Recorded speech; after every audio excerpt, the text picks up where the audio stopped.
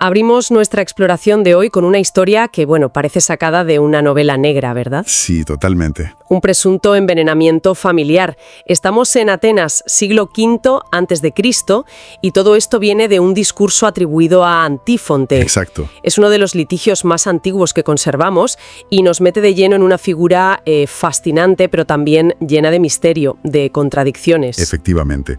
Hablar de Antífonte es, pues, meterse en un buen lío, ¿eh?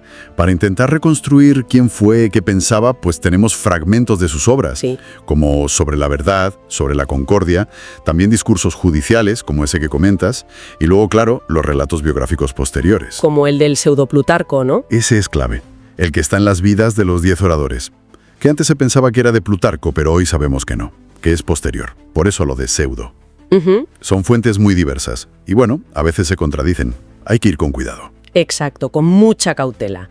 Nuestro objetivo hoy es intentar, desentrañar quién fue este Antífonte, meternos en sus ideas, que son potentes, sobre todo esa tensión entre physis, naturaleza, y nomos, la ley, la convención, La gran dicotomía, sí.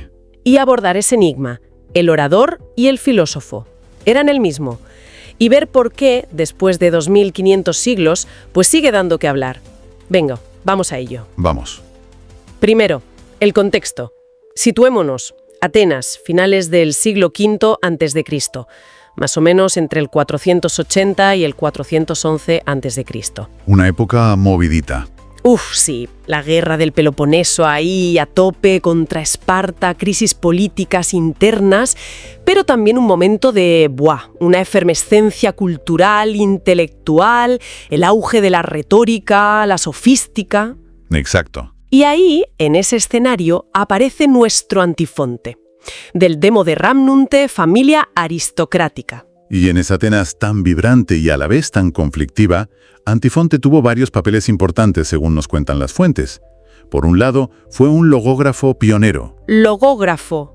O sea que escribía discursos para otros. Eso es, discursos judiciales para que la gente se defendiera en los tribunales. Piensa que en la democracia ateniense tenías que defenderte tú mismo. Así que un buen discurso de un experto era, fundamental. Claro, te jugabas mucho. Y algunas fuentes dicen que fue el primero en cobrar por esto. O sea, profesionalizó el asunto. Interesante. No era solo un intelectual puro, tenía un oficio muy práctico. ¿Y qué más? También enseñaba. Sí, eso parece. La tradición dice que fundó una escuela de retórica.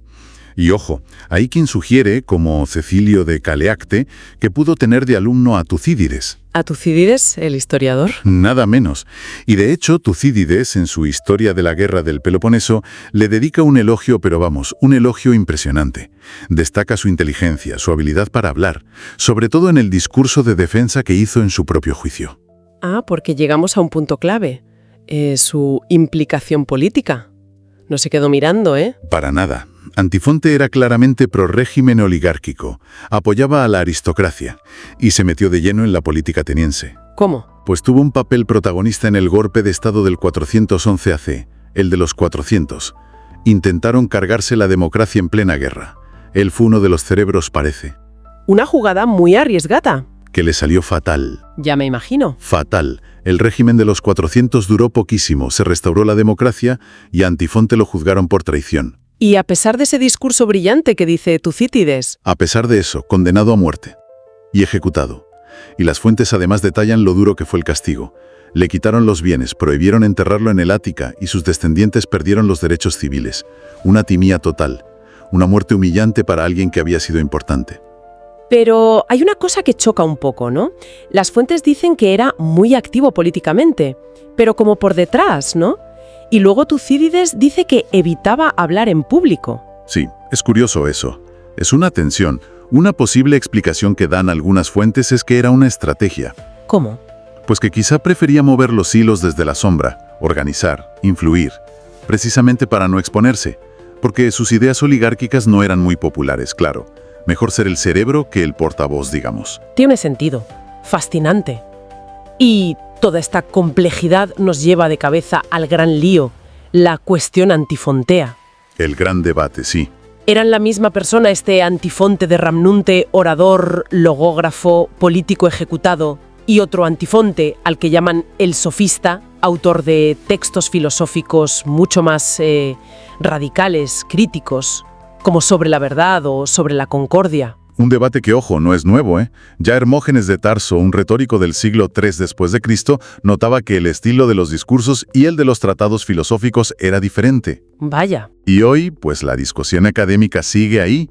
Hay expertos como Gagarin que dicen que sí, que es la misma persona, que las ideas filosóficas cuadran con el político. Otros, como Pendrick, dicen que no, que son dos tíos distintos. Y puede parecer una cosa muy de académicos, pero ¿por qué es tan importante saber si eran uno o dos? Hombre, porque te cambia toda la película.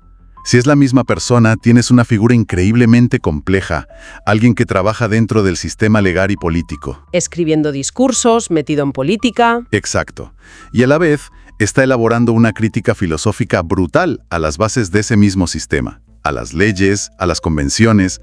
Veríamos una tensión interna, espectacular. Ya. Si son dos, pues hay que analizar al orador por un lado y al sofista por otro. Serían dos fenómenos intelectuales distintos. Entendido. Pues vamos a meternos en esa crítica filosófica porque aquí es donde, como decías, la cosa se pone realmente interesante. La idea clave de Antifonte, sea el sofista o sea el único, es esa oposición entre physis y nomos, sobre todo en los fragmentos de Sobre la verdad. Expliquemos bien qué son physis y nomos, que es fundamental. Nomos no son solo las leyes escritas, son también las costumbres, las normas sociales, lo que una comunidad acepta como correcto. Vale. Y Antifonte en esos fragmentos presenta el nomos como algo artificial, algo impuesto, una construcción humana. Y dice que a menudo es arbitrario, que depende del lugar y del momento. Ajá. Son reglas que, según él, limitan nuestros impulsos naturales, que nos impidan buscar la felicidad, el bienestar, la eudaimonía, que decían los griegos. Dice que las normas intentan controlarlo todo, lo que vemos, oímos, decimos, hasta lo que deseamos. Una visión bastante crítica con el orden social. Sí. ¿Y la physis qué sería? ¿La alternativa? La physis es la naturaleza, lo innato, los impulsos, las necesidades que todos tenemos por ser humanos. Básicamente, dice Antifonte, la physis nos empuja a buscar lo que nos beneficia, el placer, la ventaja, y a evitar lo que nos perjudica, el dolor, el daño. Lo natural, digamos. Exacto. Y lo presenta como algo más profundo, más real, más universal que los nomoi, que cambian de un sitio a otro. Llega a decir que las exigencias de la physis son necesarias y las del nomo son accidentales, fruto de un pacto. O sea que la naturaleza manda de verdad. Una fuente resume su idea diciendo que la justicia según la ley humana es relativa, pero que por debajo hay una igualdad y una necesidad natural que debería ser el criterio real de justicia. Las implicaciones son brutales. Está poniendo en duda la autoridad moral de las leyes humanas frente a una ley natural. Normal que lo vean como un precursor de ideas críticas con el poder, incluso libertarias. Desde luego. Pero la cosa tiene un matiz que ha dado mucho que hablar. En algunos fragmentos, Antifonte parece sugerir, o al menos constatar, que obedecer las leyes, el nomos, muchas veces va en contra de nuestra naturaleza, de nuestra ventaja, la physis. Ajá. Y añade algo que, es provocador. Si uno puede seguir los dictados de la naturaleza, buscar su beneficio, sin que le pillen los guardianes de la ley, pues que lo haga, que es conveniente hacerlo. Distingue muy bien entre lo que te conviene por naturaleza y lo que la sociedad castiga por convención. ¡Ostras! Eso suena casi a si no te ven, hazlo. ¿De verdad dice eso? A ver, es una interpretación posible, pero quizás demasiado simple. La mayoría lo lee más bien como una observación muy aguda, quizás un poco cínica, sobre la tensión que siempre existe entre el interés individual natural y las normas sociales. Ya, no tanto una llamada a delinquir. No tanto eso, sino constatar que hay un conflicto ahí, en la base. Pone el dedo en la llaga de la hipocresía social. ¿Cuántas veces las normas, nomos, chocan con lo que sentimos como necesidades naturales, physis? Pues sí.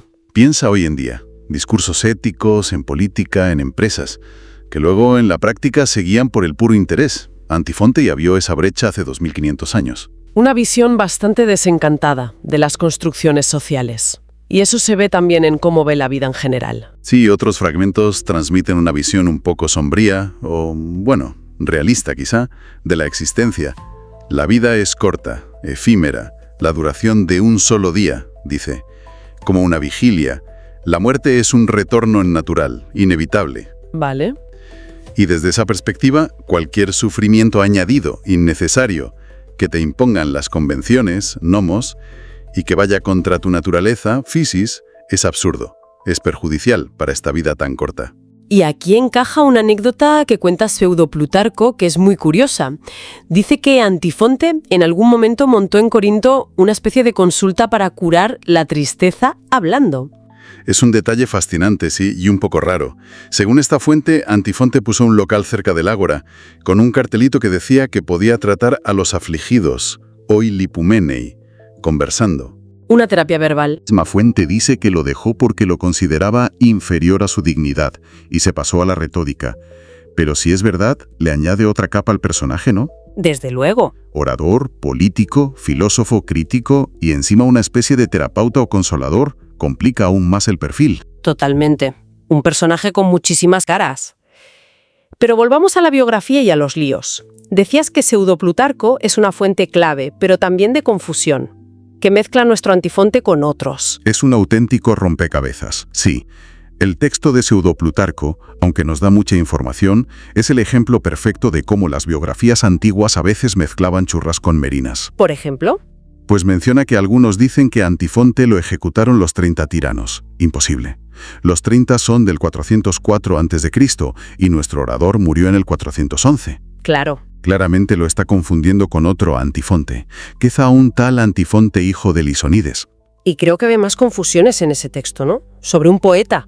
Sí, también cuenta la historia de un Antifonte poeta que fue a la corte de Dionisio I, el tirano de Siracusa, y acabó ejecutado. ¿Por qué? Hay dos versiones. O por un comentario irónico sobre el bronce de las estatuas de los tiranicidas de Atenas, o por criticar las tragedias que escribía el propio tirano. Vaya. Pero vamos, lo más seguro es que sea otro Antifonte, distinto del orador y del sofista. Estas confusiones, que ya existían en la antigüedad, hacen muy difícil tener una biografía fiable del Antifonte que nos interesa. Y claro, si ya los antiguos los confundían, saber qué obras escribió realmente nuestro Antifonte es complicadísimo. Exacto. Eso refuerza la cuestión antifontea. Si ya mezclaban sus identidades, ¿cómo vamos a estar seguros de qué discursos o qué tratados son del orador de Ramnunte y cuáles no? Pseudo-Plutarco habla de 60 discursos atribuidos al orador, pero dice que Cecilio, un crítico anterior, ya consideraba 25 falsos. Uf. Escribió tragedias, obras sobre poetas. Hay mucha incertidumbre. Tenemos que leer los textos con cuidado, sabiendo que existe esta duda sobre quién los escribió realmente. Entendido. Con todo este panorama, personaje complejo, ideas potentes pero fragmentadas, lío biográfico monumental, llegamos a la pregunta del millón. ¿Por qué nos sigue importando Antifonte hoy? ¿Qué sacamos de todo esto para ahora? Decías que las fuentes sugieren lecturas actuales. ¿Cuáles ves tú más claras? A ver, yo creo que la tensión que él articuló entre physis y nomos sigue siendo una herramienta de análisis súper útil. Quizás el primer gran desafío que nos lanza hoy Antifonte es justo ese: cuestionar lo que nos parece natural en nuestras leyes y normas sociales. A no darlo por hecho. Exacto. Nos empuja a preguntarnos, ¿estas normas que seguimos benefician a todos por igual, como haría una ley natural? ¿O son construcciones que favorecen a unos pocos? Pensemos en debates sobre economía, normas culturales, hasta leyes sobre inteligencia artificial. ¿Son una necesidad común o una convención pactada que podría ser distinta? Es un llamado a la crítica constante, sí. Y habría otra idea fuerte para hoy. Sí, quizá una más incómoda, la que deriva de esa observación sobre actuar según la naturaleza si no te ven. ¿La del si no te pillan? Más allá de verlo como cinismo puro, nos enfrenta a esa tensión real entre el interés propio y la norma colectiva. Antifonte nos obliga a pensar en la hipocresía que hay en muchas estructuras sociales. ¿En qué sentido? ¿Hasta qué punto el orden social depende de que nos vigilen y del miedo al castigo, y no de que creamos de verdad en la justicia de las normas? Piensa en la política actual, en la ética de las empresas, en nuestra propia vida. ¿Actuamos igual cuando creemos que nadie nos mira? Es una pregunta que Antifonte ya dejó ahí, de forma muy cruda. Provocador, desde luego. Nos obliga a mirar fuera, a las estructuras, pero también dentro, a nuestras motivaciones. Exacto. No da respuestas fáciles, ¿eh? Pero su distinción physis-nomos es como un bisturí crítico. Sirve para diseccionar la realidad social y política, la suya y la nuestra. Nos invita a preguntarnos por la legitimidad del poder, por la justicia de las leyes, por esa relación siempre tensa entre el individuo y la comunidad. Recapitulando entonces, Antifonte, una figura con muchas caras, enigmática, orador, pionero, político relevante y con final trágico en la Atenas del siglo V, posible autor de una filosofía muy crítica y protagonista de un debate sobre su identidad que aún dura. Su legado más potente, como hemos visto, es esa articulación tan clara de que la ley humana, el nomos, es relativa, es convencional, una creación artificial. Nos desafía a mirar críticamente las normas bajo las que vivimos, a preguntarnos por sus bases y a pensar si existe, o si debería existir, un criterio de justicia más profundo, quizá basado en nuestra naturaleza común, la physis. Y cerramos con una última reflexión que me sugiere esa idea de seguir la naturaleza, physis, cuando el ojo del nomos no mira.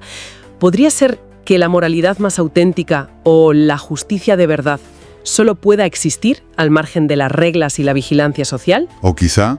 ¿O simplemente Antifonte subraya ese conflicto que no tiene solución fácil, que todos vivimos entre nuestros deseos más básicos y las reglas del juego social? Una tensión fundamental sin duda para seguir dándole vueltas.